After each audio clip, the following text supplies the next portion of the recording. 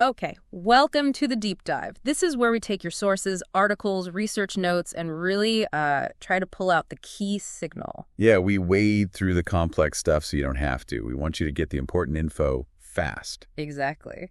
And today we're digging into something pretty significant in Alzheimer's research. It's, a huge challenge globally. hmm And catching it early has always been one of the biggest hurdles. Right, because the actual changes in the brain, the damage, it starts years, sometimes decades, Hmm. before you see obvious symptoms like memory loss. Wow, decades. Yeah. So finding it early, that potentially opens up options for intervention that just aren't there later. And that's really our mission for this deep dive. We're going to unpack this new blood test that sounds, well, quite promising. Good. We want to understand, what is it? How does it work?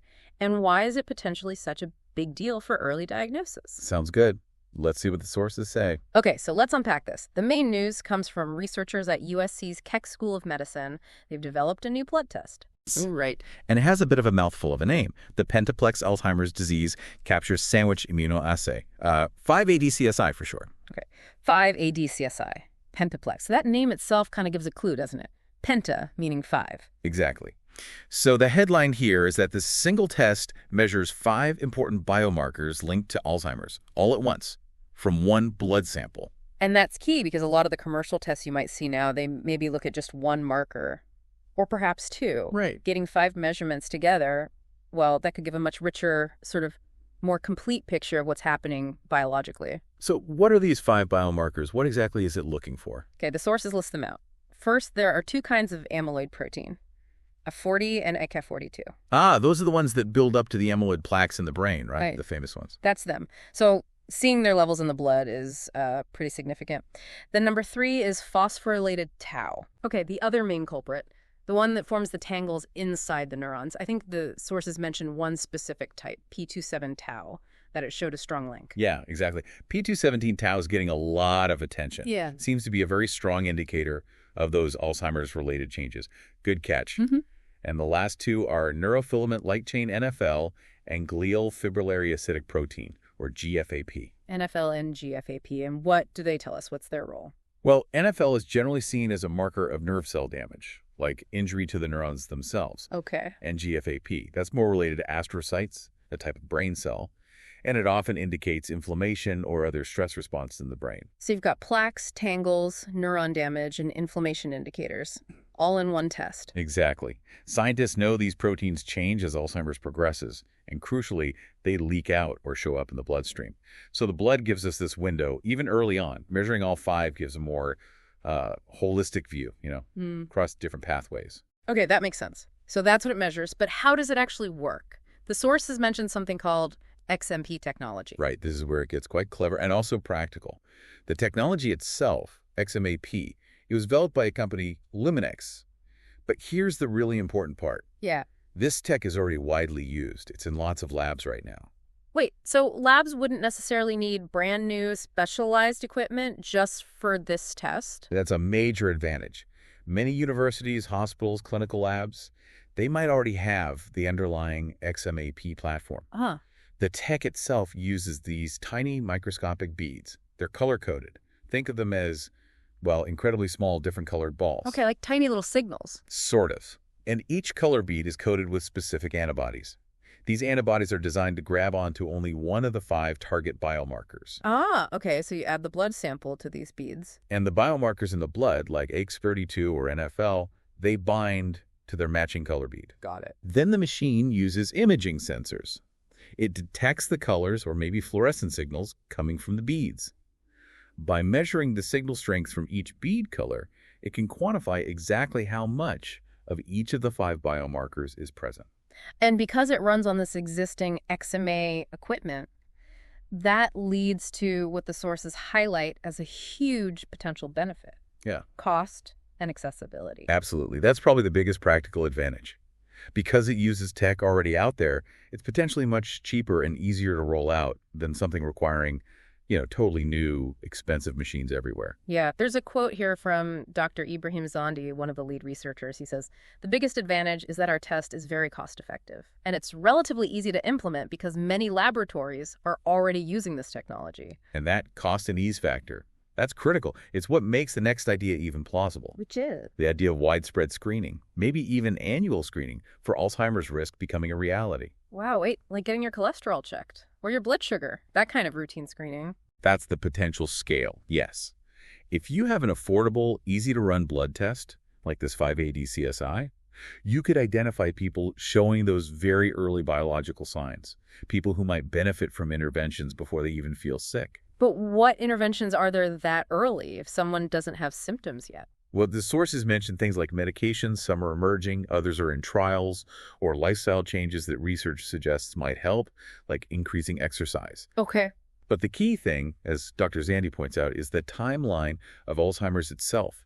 That protein buildup we talked about, amyloid, tau, it can start 10, maybe even 20 years before clear cognitive symptoms appear. 20 years. So you'd be catching these changes incredibly early, giving a massive window to potentially do something. That's the hope. That's the vision.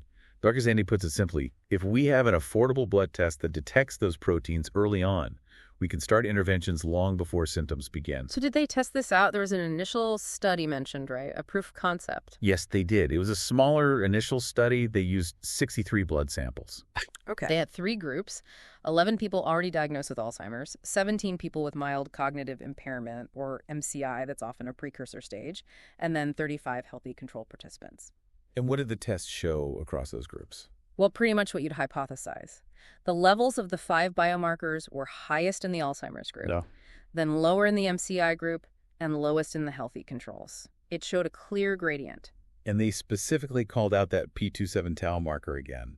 They did. They noted it showed a particularly strong correlation with the disease state across the groups.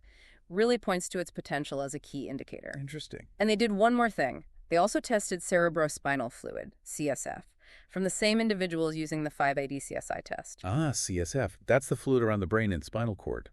Much closer to the action, biologically speaking. Exactly. You usually find higher concentrations of these biomarkers in CSF, but getting it requires a lumbar puncture, a spinal tap, which is, more invasive, more complicated, and more expensive than just drawing blood. Right, much harder to do routinely. So how did the blood test compare to the CSF results using their test? They found moderate to strong correlations, which is really encouraging. It suggests that even though the protein levels are lower in blood, this 5-AD-CSI test is sensitive enough to pick up changes that reflect what's happening closer to the brain, as seen in the CSF. So it's sensitive enough for early detection, potentially just from blood. That's what this initial data suggests, yeah. And this whole test development, it actually started just as a tool for other research. Kind of, yeah. The sources mention another researcher, Dr. Christopher Beam. He studies cognitive aging and needed a more affordable way to measure these biomarkers for his own work. So this test was sort of born out of that practical research need. Exactly, a solution built for research. But clearly, the team realized its potential was much broader. And so now they're looking beyond just research use. Absolutely. They're actively working on developing it further, validating it. The goal is to make it accurate and reliable enough for actual clinical diagnosis. What are the next steps for that validation process? The plan mentioned is to test it on a much larger group, several hundred patients. And importantly, patients at different stages of the disease, from early to later stages. That's crucial to really prove its accuracy for clinical use. Makes sense. You need robust data. And looking even further out, what's the big picture vision for this? Well, Dr. Zandi talks about potential widespread global use, precisely because of that accessibility and affordability factor we discussed. Right. His ultimate vision seems to be something like a comprehensive brain health risk assessment.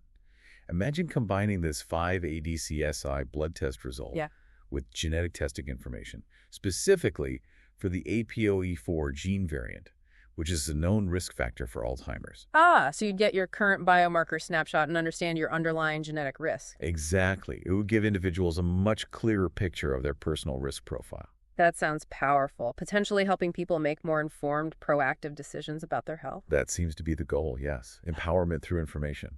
And just to note, this isn't just some preliminary idea.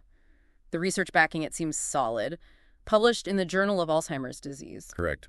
A peer-reviewed journal in the field. And funded by the National Institutes of Health, the NIH. Right, which adds weight to its scientific basis and potential importance. Okay, so let's wrap up this deep dive.